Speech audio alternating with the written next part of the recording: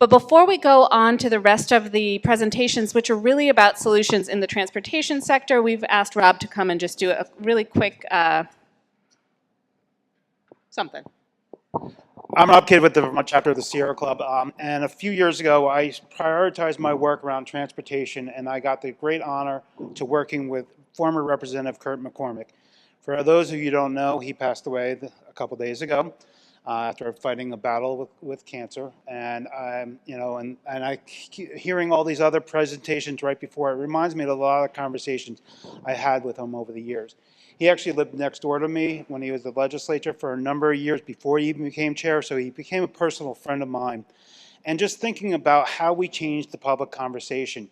And he wasn't the type of person, I'm just going to go demand we do this. He lived his life. He lived his values. He didn't own a car since 2002. He walked. He took the train. He took the bus. He took the train all the way down to Florida. He took the train all the way to the conferences across the coast, back and forth between Montpelier, and had his bicycle with him. He even actually borrowed my bicycle a couple of times when I lived next door to him. So I'm one of those evil lobbyists who gave him my bicycle.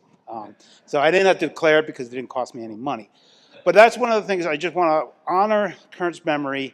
And it was actually, some of you also probably remember, he actually was an electrician and started from the day down Rutland. And then he actually was a policy advocate with VPIRG. So he's had a history with working with all of us and always pushing the envelope.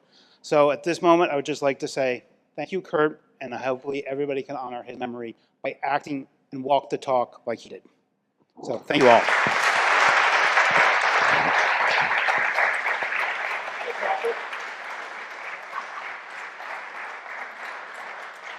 So in that spirit of gratitude, as we talk about transportation, I'm going to ask Darren and Jen to come forward.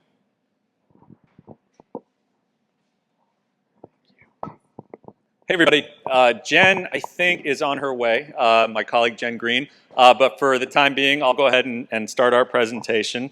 Let me see if I got the clicker here working correctly. There we go.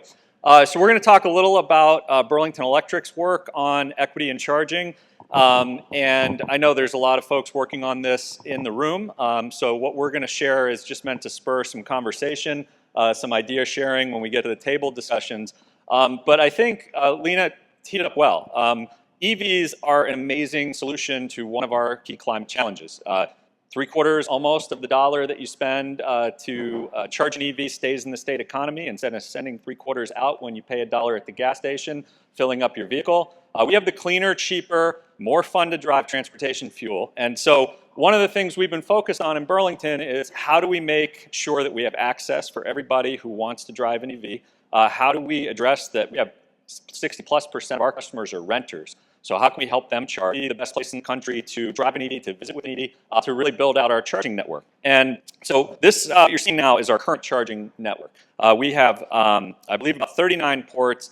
We just put in, thanks to our 2022 Net Zero Energy Revenue Bond, the first modern fast charger in our public network in the city of Burlington at 585 Pine Street. We got another one going in at the Marketplace Garage, but most of our network is level 2 chargers. And our team started working a couple years ago on some different concepts.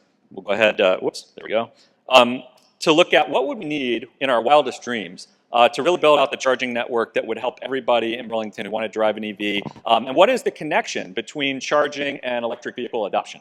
And we had somebody who was with us who now works at Energy Hub, Freddie Hall, who did a regression analysis that I couldn't possibly explain to you that showed, however, that there was a really distinct linkage between EV adoption in Burlington and the number of chargers that we had in Burlington, which makes sense intuitively, but he did some data analysis to look at that. We came up with this plan that was basically what would it take to grow our EV network by 2030 to be the network that we think it needs to be if we're electric, which we want, which we need for our net zero energy goals. And this graph sort of shows you the breakdown in terms of level 2 and level 3 and the cumulative kind of upward growth that we need in our charging network. What we also did, let me move to this next slide, is we did a lot of mapping of the city and used a lot of different criteria to look at this. So what you're seeing here is an overlay with a lot of different factors. And in particular, we look at the housing density. We look at whether we had rental housing in different segments of the community. We looked at the proximity to transit stations, to other multimodal stations. We looked at the Justice 40 criteria. So we have 2 census tracts in Burlington that meet the federal Justice 40 criteria as being federally considered disadvantaged. And that includes parts of the South End, parts of downtown, and parts of the Old North End. And as anyone who's applied for a federal grant knows, and this is great that they've added this, you need to make sure you're investing your federal dollars at least 4% in Justice 40 areas of your community. And so we looked at that. We looked at different partnerships. We looked at who owned which land. Does the city own the land? Does the school district own the land? Private sector own the land? Who can we partner with? Where can we put these chargers? Safety of the locations, the lighting in the different locations. So really comprehensive mapping exercise to get to, where can we put these chargers and how can we utilize them? We have, as a number of utilities do, a number of different incentives. We talked about incentives earlier and whether they can help for everything related to EVs. And in fact, with our EV rebates, now about 22% of our rebates over the lifetime of that program, which dates back to 2017, 22% have gone to our low and moderate income customers as enhanced rebates. So for all of our EV rebates, we do an additional amount for low and moderate income customers who income qualify. We also have charging. We have workplace charging incentives for level 2 and level 3. We have one level 3 charger at the Hyundai in Burlington. If anybody's ever gone through there, that was a workplace charging incentive. We have a super user incentive, first in the country. We're here to see if you folks take advantage of that. Leah mentioned super user concept. These are folks for those Lamberg who are driving 2 or 3x the amount of miles as a typical Burlington driver. We're able to give them an additional rebate under some legislation that was passed with support from PERC and others. Thank Ben. And we have a charging rate. It was also referenced in the slides previously. You can charge for under $1 a gallon when you get home, or under $2 a gallon at any of our public stations in Burlington. We get cleaner, cheaper with 100% renewable electricity. So we also are looking at, I mentioned, how do we help for our renter make sure they have access to charge? And we do Solution to Community. There's a partnership with ACCD. I know there's state folks in the room as well. So we have these pole-mounted chargers that are on utility poles that are on-street parking locations, and the charger drops down from the utility pole to the driver so that they can plug in. We have 5 of these now in the community. This unique solution that we have in Burlington for particularly areas of the community where we have a lot of parking that is on-street and not a lot of off-street parking. So this is something we see as a part solution.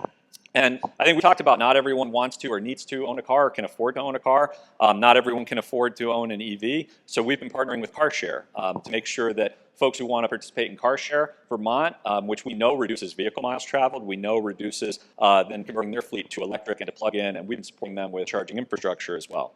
My last slide, I'm over time, I'm still taking the chocolate though.